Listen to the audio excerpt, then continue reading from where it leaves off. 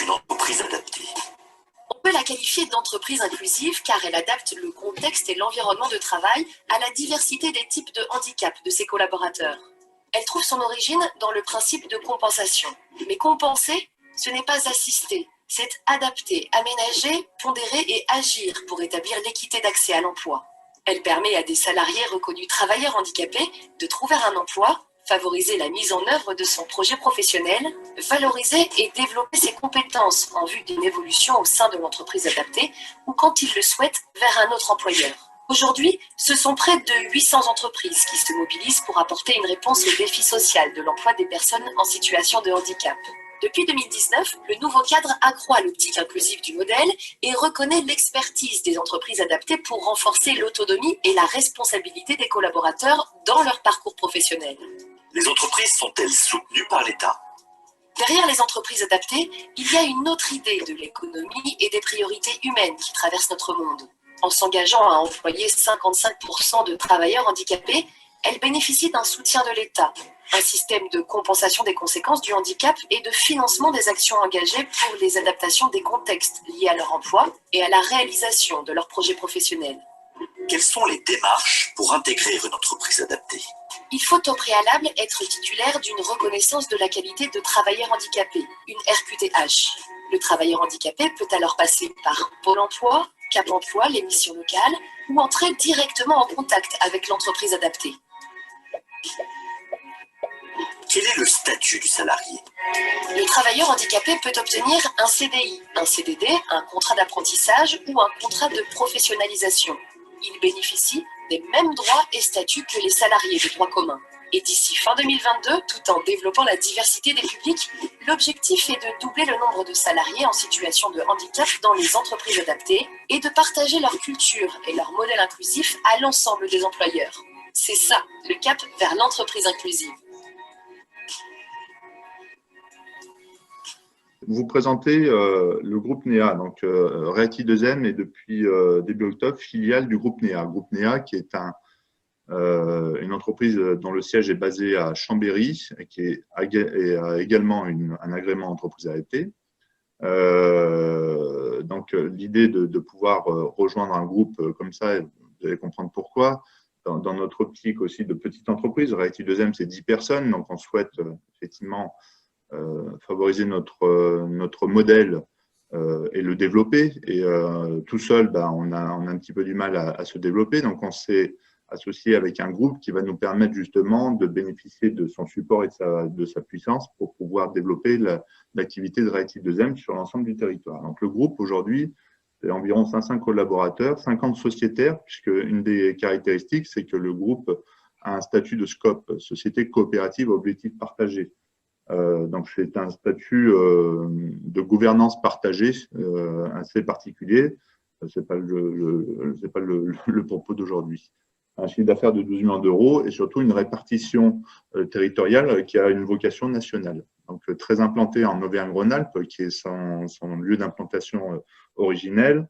C'est développé en Île-de-France avec sa filiale NEA Île-de-France et en PACA avec NEA PACA. Donc, on a rejoint ce groupe cette année pour bénéficier encore une fois de son appui et développer la marque Reacti 2M sur l'ensemble du territoire. Si on va sur la slide d'après, vous verrez. Voilà, donc le groupe NEA a 6 marques et une 7e avec Reacti 2M, avec 2 pôles, le pôle de prestation et de communication et ESN et ingénierie. Donc NEA IT, qui est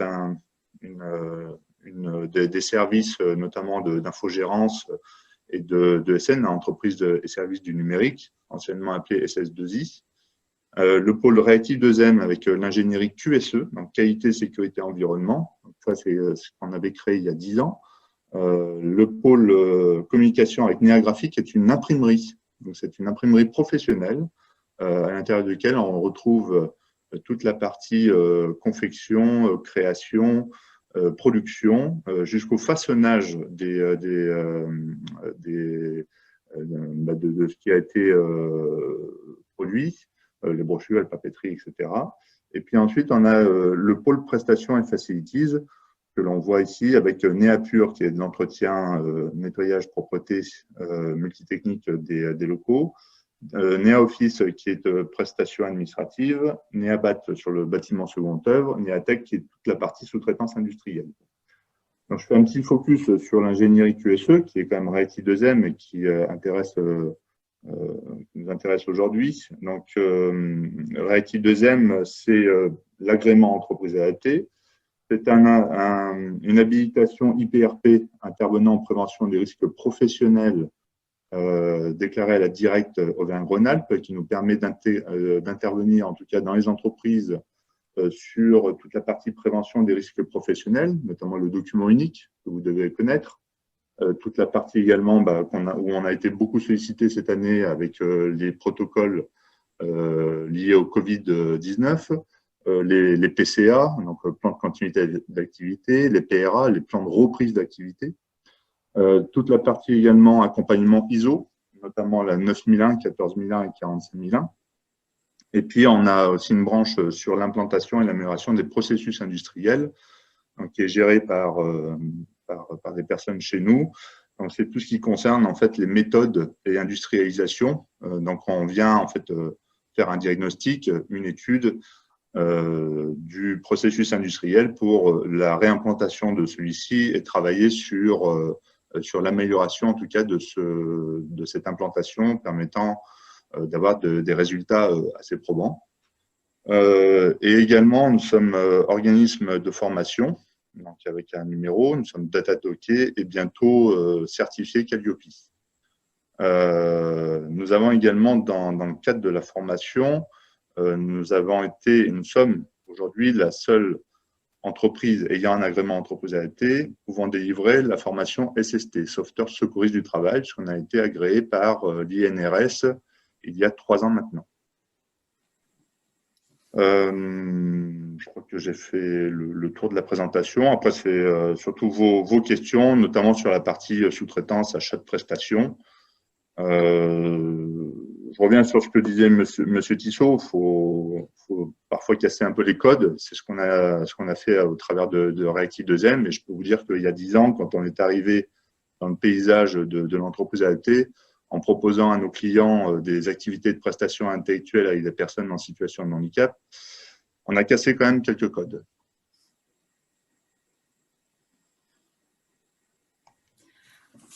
Merci.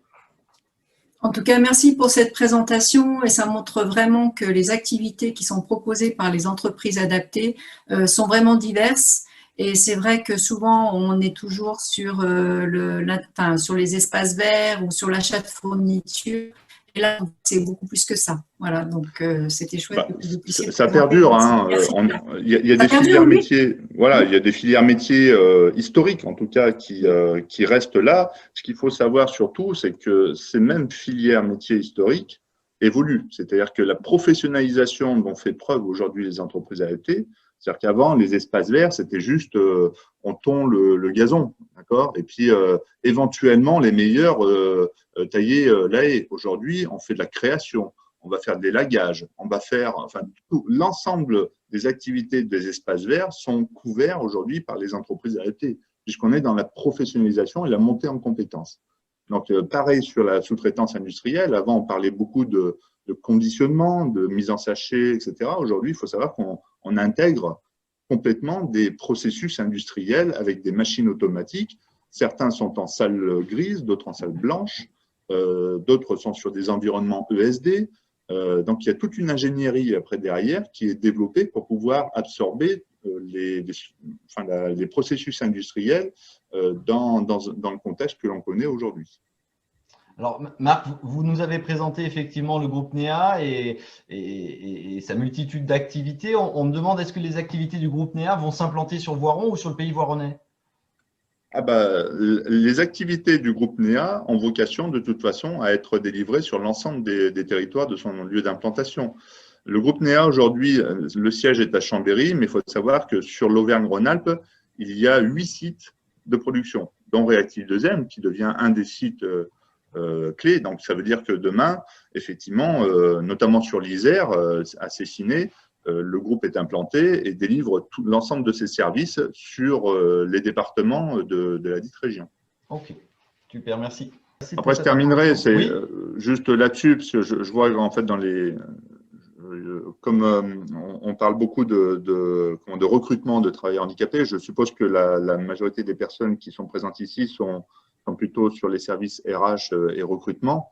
Nos interlocuteurs, vous l'avez compris, sont pas forcément ceux-là, même s'ils sont de très bons ambassadeurs après en interne. Il faut aussi se servir des services RH pour être des ambassadeurs en tout cas. Mais nos interlocuteurs sont souvent les services achats, les chefs d'entreprise pour les PME ou les directeurs industriels ou les donneurs d'ordre internes qui ont des besoins d'outsourcing, ou en tout cas de modifier peut-être les achats en allant vers des achats dits achats responsables. D'accord ? Donc ça, c'est la première chose. La deuxième, c'est que même si on est beaucoup sur la partie privée, c'est-à-dire les entreprises privées, il n'en demeure pas moins qu'aujourd'hui, les entreprises publiques ont aussi des obligations et peuvent également faire appel aux entreprises adaptées dans le cadre des appels d'offres. D'accord ? Merci pour cette précision. Alors, pour continuer, donc, on souhaitait donner quelques informations sur le handicap, voilà, par rapport aux idées reçues qu'on peut avoir parfois.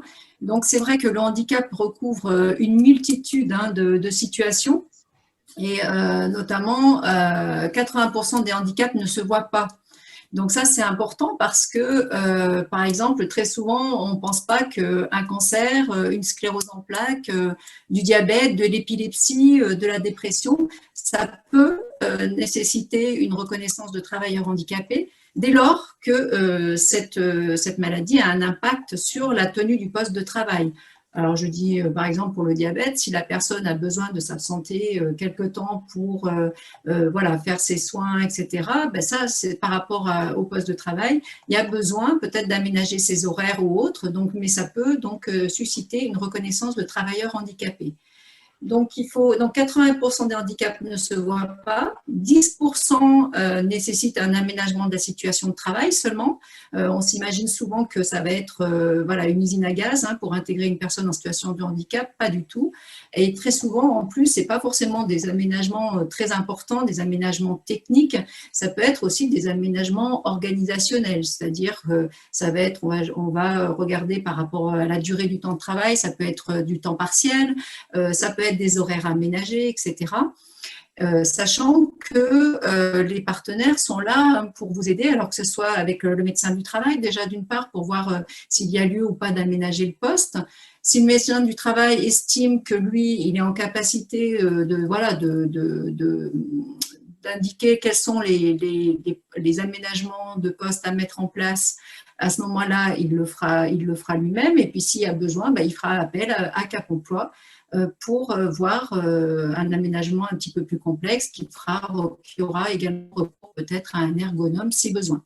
Voilà, donc vous n'êtes pas seul dans l'accompagnement et l'intégration des personnes en situation de handicap, et je crois vraiment que ce que nous a donné, ce que nous a indiqué le monsieur, j'ai oublié son nom, la personne qui était de l'entreprise Filcar, Michel Tissot, je suis désolée. Donc, c'est tout un environnement qu'il faut apprendre à appréhender, à connaître, et pour faire que l'intégration soit bien réussie. Donc, ça peut être un aménagement de poste quand la personne intègre le poste de travail. Ça peut être un tutorat qui peut être mis en place, un tutorat un peu plus punchy pour faire en sorte que la personne intègre bien les consignes. Ça peut prendre un petit peu de temps. Et par exemple, la GFIP a une aide sur la prise en charge de ce tutorat au moment de l'intégration du poste, ou si la personne est dans le cadre d'une reconversion professionnelle, à ce moment-là, elle a besoin d'avoir un tutorat pour changer de poste, à ce moment-là, on peut également intervenir. Donc, il y a beaucoup d'aides qui existent et il faut faire appel au réseau si effectivement vous avez besoin de ce type de conseils, en passant soit par le médecin du travail, soit par Cap Emploi, soit par d'autres partenaires. 85% des travailleurs handicapés acquièrent leur handicap au cours de leur vie. Donc, effectivement, on a tout souvent tendance à penser que c'est c'est au moment de la naissance qu'on acquiert le handicap, pas du tout. C'est vrai que vu l'allongement de la durée du travail, et puis donc on travaille de plus en plus tard, c'est vrai que ça nécessite, enfin voilà, on peut avoir une survenance du handicap pendant notre vie professionnelle et surtout avec l'allongement de la durée du travail, donc un salarié sur 2 pourrait se retrouver en situation de handicap. Donc ça peut concerner tout le monde. Juste pour information, l'AGFIP met en place à partir de janvier 2021, on appelle ça des Sensibox. Alors, les Sensibox, donc tous les mois, pour les entreprises qui souhaitent adhérer au réseau des référents handicap, je vous en parlerai après, donc peuvent bénéficier par mois d'informations sur la sensibilisation à une typologie de handicap. Par exemple, en janvier, ça sera sur la déficience visuelle. En mars, ça sera sur le cancer. En février, ça sera sur le cancer. En mars, bon, je ne sais plus, mais enfin, toutes les typologies de handicap vont pouvoir être abordées mois par mois. Donc, on va vous permettre d'avoir des documents de sensibilisation, des petits guides pour parler du handicap, des petites vidéos de sensibilisation, voilà, des affiches, enfin, tout un kit de sensibilisation pour faire auprès de vos collaborateurs de votre entreprise pour les sensibiliser aux différentes typologies de handicap. Ça, c'est important parce que très souvent, les entreprises essayent de sensibiliser au handicap avec une action. Là, ça va permettre de sensibiliser tous les mois au handicap et que ça devienne quelque chose qui soit de l'ordre voilà, que ça soit intégré dans l'entreprise pour faire en sorte de faire tomber tous les préjugés. Voilà.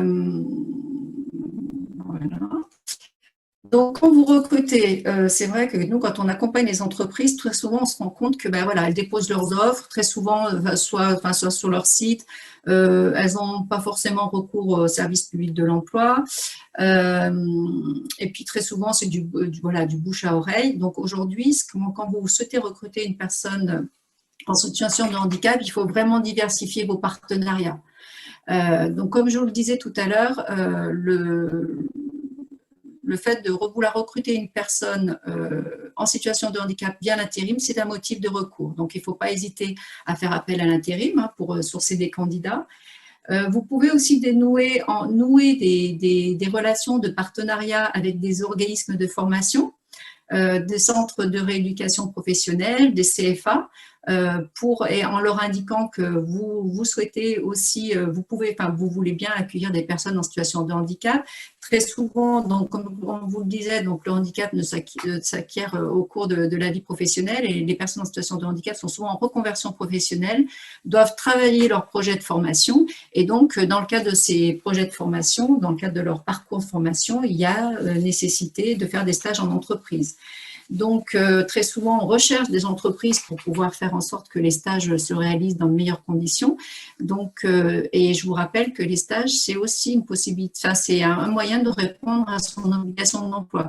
Donc, si vous travaillez avec des organismes de formation, faites-le savoir que vous êtes ouvert à accueillir des personnes en situation de handicap.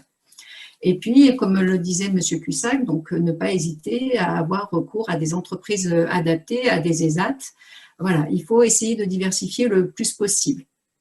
Et d'ailleurs, c'était bien la présentation de M. Tissot a bien mis en exergue en fait tous ces liens avec les différents partenaires. Donc, pour recruter, vous pouvez faire appel au service public de l'emploi, donc Pôle emploi, Cap emploi, ou le réseau des missions locales qui accueille et qui accompagne des personnes en situation de handicap.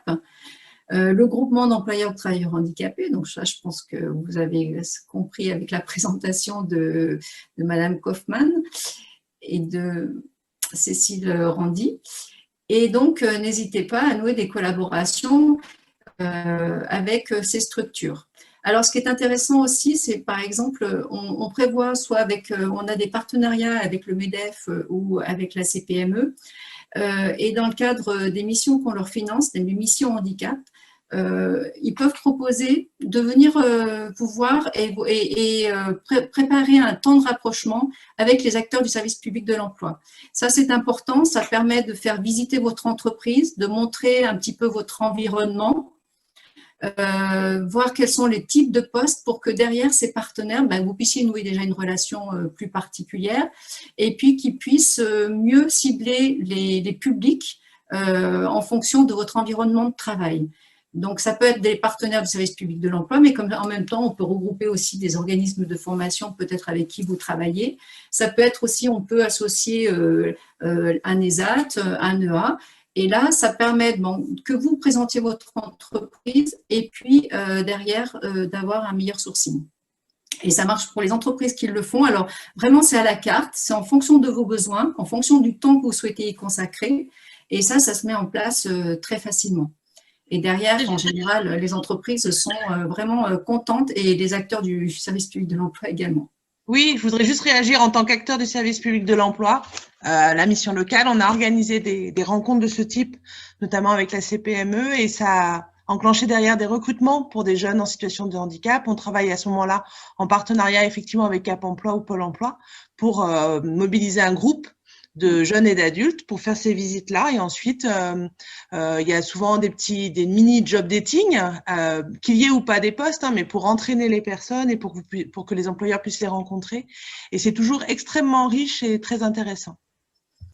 Merci. Donc, vraiment, parce que moi, je trouve que, voilà, il n'y a rien de mieux que de rencontres. Encore une fois, ça, c'est important.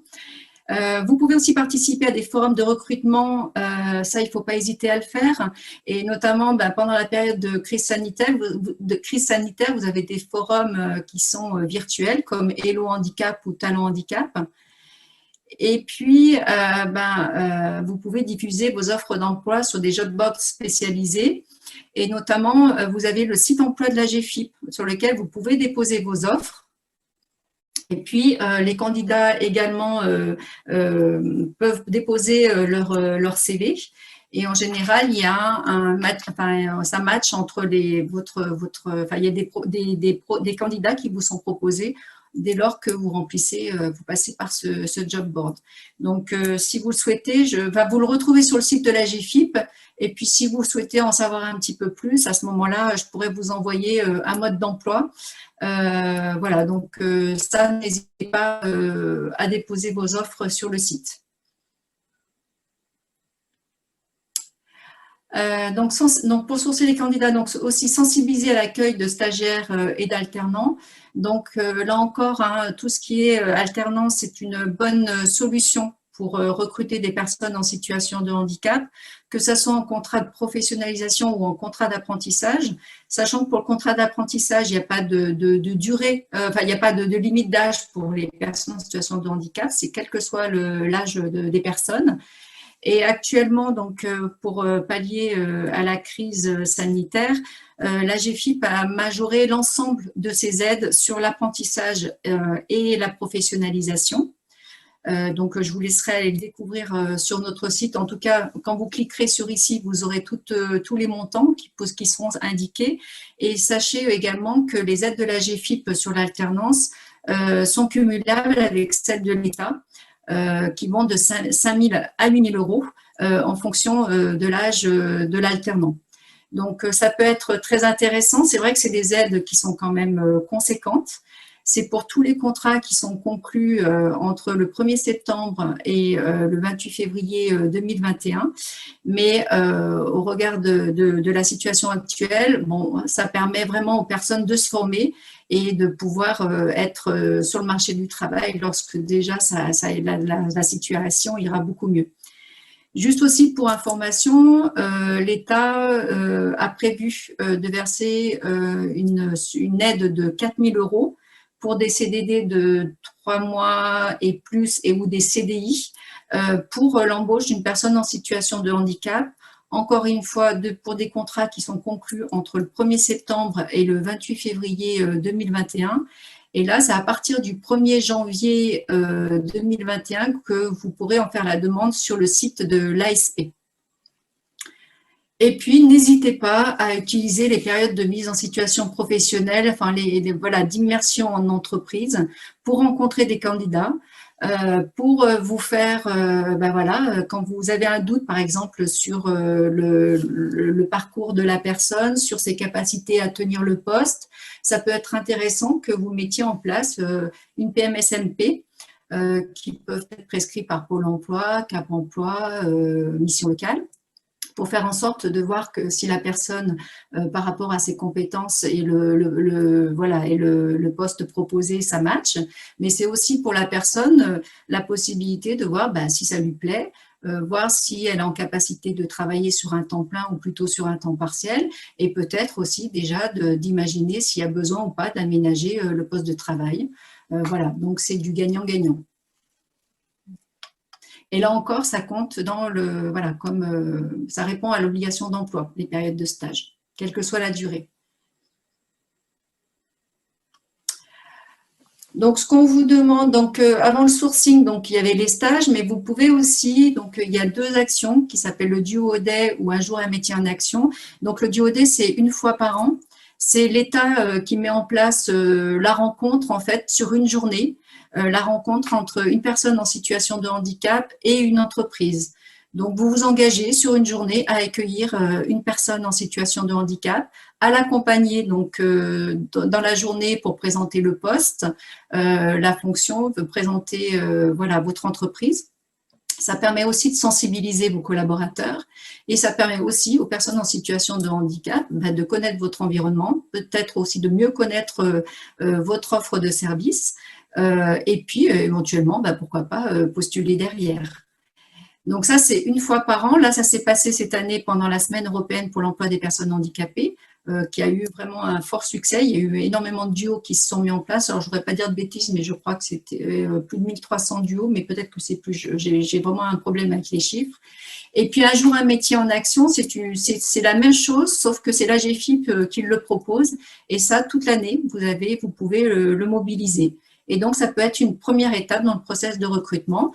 Vous pouvez faire Un jour un métier en action, par exemple, et puis derrière, si le candidat vous paraît intéressant, pourquoi pas mettre en place une PMSMP derrière, donc pour valider le profil. Ce qui est intéressant aussi, c'est qu'il faut vraiment anticiper le plus possible vos recrutements. Hein. Parfois, la personne ne sera peut-être pas forcément opérationnelle tout de suite. Donc, il y a des aides qui sont mises en place pour former la personne en amont du poste de travail. Donc, ça aussi, ça peut être intéressant. Ce qui est important aussi, c'est de pouvoir retravailler le contenu de vos offres d'emploi. Il ne faut pas hésiter vraiment à décortiquer l'offre en mettant vraiment toutes les tâches qui vont être amenées, enfin, que vous souhaitez mettre en place dans le cadre du poste de travail. Parlez aussi des savoir-être, si la personne doit être autonome, s'il y a une prise d'initiative, on demande des prises d'initiative, etc. Bien aussi sur la durée du travail, et puis s'il y a des contraintes par rapport au poste, par exemple par rapport à la station debout qui pourrait être pénible, etc., ou le port de charge, bien préciser quand on parle de port de charge, voilà, est-ce que c'est le port de charge répétitive, combien, enfin voilà, il faut pas hésiter à être dans le détail pour que les personnes puissent se projeter dans l'offre d'emploi. En plus, ce qui sera intéressant, c'est qu'au moment de l'entretien de recrutement, vous pourrez aussi reprendre l'ensemble des listes des tâches à effectuer et de voir avec la personne si c'est une problématique ou pas et s'il y a lieu ou pas de prévoir des aménagements de postes organisationnels, etc. Donc, c'est aussi un moyen de discussion avec la personne. Quand vous accueillez une personne en situation de handicap, ce qui est important, c'est vraiment de sensibiliser le collectif de travail. Alors, non pas de dire quelle est sa maladie ou autre, mais vraiment de sensibiliser par rapport à comment on doit se comporter avec la personne. Bon, si vous accueillez une personne déficiente auditive, il y a des choses très, très simples, mais auxquelles on ne pense pas forcément. Quand vous devez lui parler, il faut bien lui parler en face, parler doucement. Enfin bon, voilà, c'est ce type d'informations qui sont importantes et qui permettent vraiment de permettre la sécurisation du parcours, éviter les ruptures et éviter les conflits aussi. Donc Cap Emploi, enfin en tout cas les partenaires de l'emploi peuvent vous apporter des informations. Et si le handicap est un petit peu plus compliqué, à ce moment-là, l'AGEFIP a des prestataires qui sont financés sur un grand nombre de typologies de handicap, la déficience visuelle, la déficience auditive, les troubles cognitifs, la déficience psychique, intellectuelle. Et donc, nos prestataires peuvent intervenir au moment de l'intégration dans l'entreprise pour informer, sensibiliser le collectif de travail. Et puis, créer un parcours d'intégration spécifique pour l'accueil des travailleurs handicapés. Là encore, quand vous recrutez une personne en situation de handicap, c'est bien avant de la prise de poste qu'elle ait fait sa visite d'embauche pour voir si effectivement, au moment où elle va prendre son poste, elle aura besoin ou pas d'aménagement de poste ou de mettre en place du tutorat ou autre. Donc, il vaut mieux anticiper pour faire en sorte d'accueillir la personne dans de bonnes conditions. Mais là encore, quand vous appuierez sur les liens, vous aurez des petits documents que je vous invite vraiment à parcourir parce qu'il y a vraiment beaucoup d'informations voilà, faciles à mettre en place. Vous avez beaucoup donné d'informations ce matin, donc on a bien conscience que voilà, pour s'y retrouver, ce n'est pas toujours très simple. Donc, au niveau de l'AGEFIP, vous pouvez nous contacter si vous avez besoin qu'on fasse le point vraiment en particulier, un point particulier avec vous pour voilà, mettre en place des actions qui vous permettront de mieux répondre à votre obligation d'emploi. Donc, on va vous apporter des informations sur la réglementation, les obligations et les modalités permettant d'y satisfaire. On va conduire un diagnostic de la situation de l'entreprise. Donc, en fonction de la taille de l'entreprise, ça peut nécessiter vraiment une expertise un peu plus approfondie. Et à ce moment-là, on peut faire appel aussi à nos prestataires pour mettre en place un diagnostic action. Ce prestataire donc, intervient sur cahier des charges. Donc, pour la région Auvergne-Rhône-Alpes, c'est JLO, donc en co-traitance avec le cabinet Tom Pouce, qui vont vont pouvoir intervenir à vos côtés pour élaborer un plan d'action avec vous, qui répondent vraiment à votre environnement de travail, à vos besoins, et derrière mettre en place un plan d'action, mais vraiment détaillé, vous donner des pistes qui vous permettront de mieux répondre à votre obligation, que ce soit sur le recrutement, que ce soit sur l'information sensibilisation, que ce soit sur le maintien, que ce soit le recours à la sous-traitance, etc. Donc nous, on le fait également, mais en fonction de la taille de l'entreprise, ça peut nécessiter ce diagnostic action.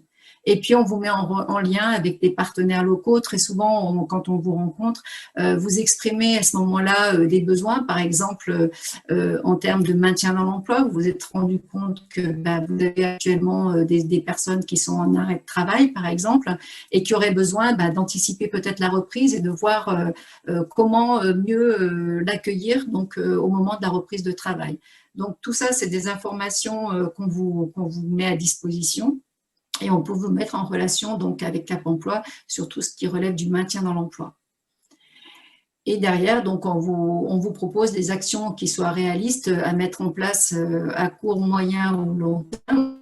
Voilà. Et donc, si vous souhaitez nous contacter et avoir cette offre de service, vous avez une adresse qui est ici. Donc, soit vous nous contactez par mail, mais maintenant que vous avez mes coordonnées, vous pouvez aussi me contacter directement et je peux venir vous rencontrer. Tout à l'heure, j'ai abordé ça rapidement. L'AGEFIP anime un réseau des référents handicap. Là encore, c'est intéressant et surtout pour, comme vous avez dit dans le